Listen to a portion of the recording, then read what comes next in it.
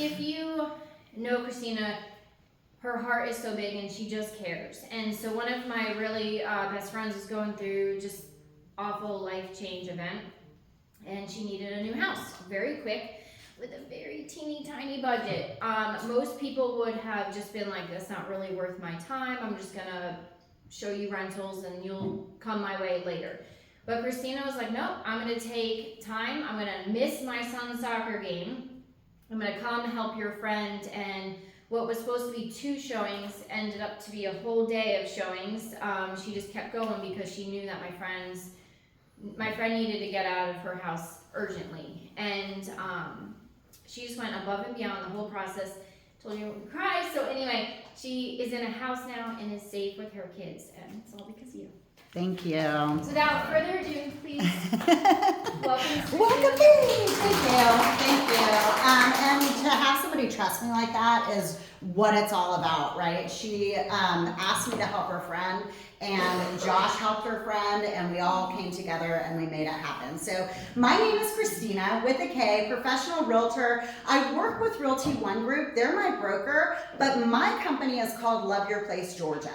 So you can find me on the internets everywhere. My name is very unique, but you can also go to loveyourplacegeorgia.com and go to Instagram, Facebook, YouTube, TikTok, I'm over it, but YouTube, there's longer videos there. If you know somebody who needs some education, go ahead to YouTube and send them over some of my videos. So here is a very common objection right now. Thank you, Lindsay, for bringing it up. The interest rates are just too high. I'll wait to buy a house until when the prices drop, when the interest rate prices drop. But guess what?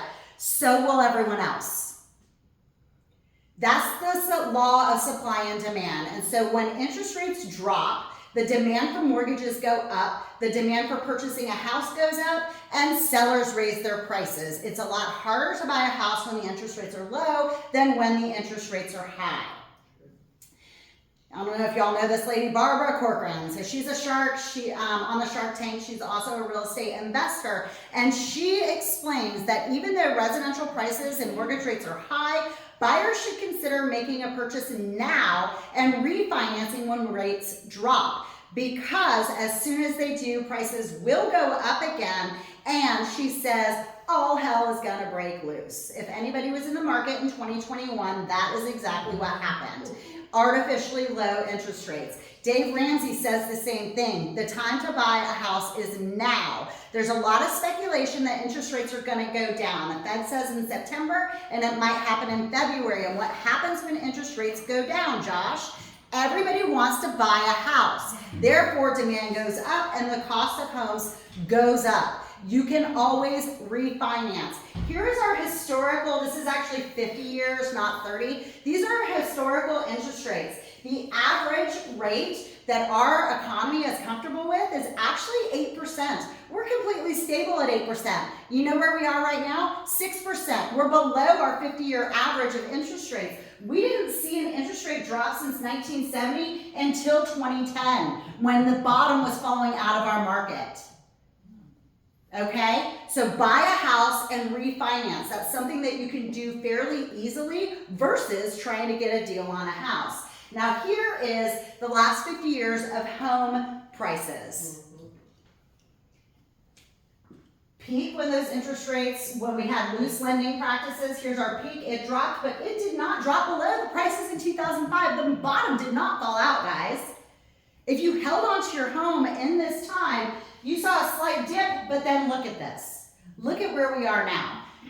The home values are always going up, and the key is being able to hold onto it and not to be so stressed out with your monthly payments. So we'll get into that in a minute, but I want to tell you about my first client ever. This is Chris, and she and her husband trusted me. They were my first client. I had never done real estate before. They trusted me to buy a house in Smyrna. So how wonderful is this? My first client ever was my dream client. We bought a house in Smyrna for over $500,000. This is back in 2016. Then we sold their adorable house in Ackworth. How dreamy is that? I bought a house, sold a house with this client, over $800,000 in deals with my first client ever. So here we are. This is the first of our 4 closings together. And as the years went on, we sold that house in Smyrna at a great profit, and we bought a new construction home up here in Ackworth. So I have done almost $2 million in sales with my very first client. That's what giving good service does for you, right? How about these folks? This is the Fizettes. Joy Beth called me off of a real estate sign. We had never met before. I showed her a house. We didn't buy that house, but we bought this one over at Pine Tree Country Club. We purchased it for about $260,000. They're still holding on to this home. It's currently worth almost $500,000. But here's the kicker. I did such a good job for her that she gave me her parents. They trusted me enough to help their parents buy and sell. So we bought this sweet ranch. These are pre-COVID prices, of course, but we bought this sweet ranch, and we did have to sell because they went into assisted living. But then again, she referred me to her son. And so we bought this little house in Marietta, pre-COVID prices again, but then they hired me to sell. So we bought and sold together. So this family, I've done nearly $1 million in transactions. I have them hooked up with Josh now on another VA loan, and we're out shopping again. So hopefully by the end of 2024, I'll be at about 1.5 million with this family. And that's because I take pride in giving the best possible service. It's not a single transaction. My goal is to become your family realtor, become that trusted person in your life. So here's some tips on real estate from Barbara Corcoran. 1, take the pressure off of yourself. Real estate transactions don't have to be one and done. It doesn't have to be your dream house just for you to get into ownership. So take the pressure off and realize that first house you buy is probably your step up house. Next, reevaluate your monthly budget. It's very expensive to buy a home. You saw what the market looks like, but reevaluate and know what you can comfortably spend for the next 5 years every month, because it's actually a fixed rate except for the insurance and taxes part. But mortgage is a fixed rate when you lock in. So reevaluate your budget and buy within or below your budget. And finally, shop the rate. Don't just trust one person. Talk to a few people. I prefer a mortgage broker because my mortgage broker can look at different types of loans that are going to fit for you. Barbara says don't forget about your bank, but my warning about banks is they don't stick to your deadlines. So go with your mortgage broker. So Barbara Corcoran says put 20% down on anything you buy. Dave Ramsey says 5 to 10% on anything you buy. Don't buy things at 100% financing unless you're like super flush over here. That's my personal recommendation, but both of these say hold on to your properties for long-term investment. That's because you can always refinance when the rates go down, and you're always gonna make money on real estate if you can hold on to it. Real estate can be a tax-free investment. So here's the key. When you buy an owner-occupied property, you need to live in that property for at least 2 years of the past 5 years. And when you make money on that property, you can live in that property for 2 years, and then you can get another owner-occupied loan, buy another property, and rent out your first house without the cost of an investment loan and without tax penalty. You can also sell that primary residence and profit up to $250,000 without tax penalty. Additionally, you can, if you're going to make $400,000 off your home and you decide to sell it, you can reinvest $150,000 of it and then have that $250,000 tax-free in your pocket. Reinvest the difference.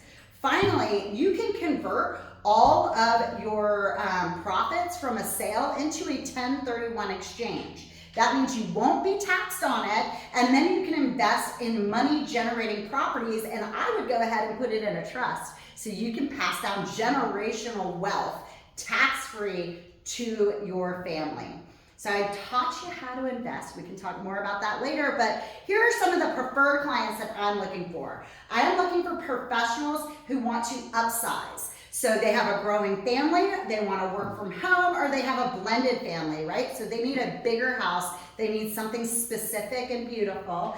I'm also looking for the sandwich generation. That is people like me who have parents who might need to move in with them and children still at home. They need a unique situation with multiple master suites, right? So I'm looking for people in the sandwich generation. And finally, this month, I am looking for retiring professionals and empty nesters who need to right size. It doesn't mean they're downsizing. It doesn't mean they're getting a smaller mortgage, but they need a different style of home for when their grandkids come to visit, not just to fill it with their own children.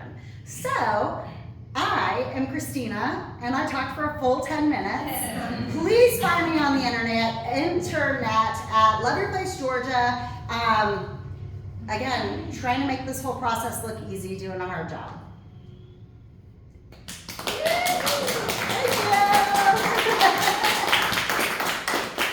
All right, now it's time for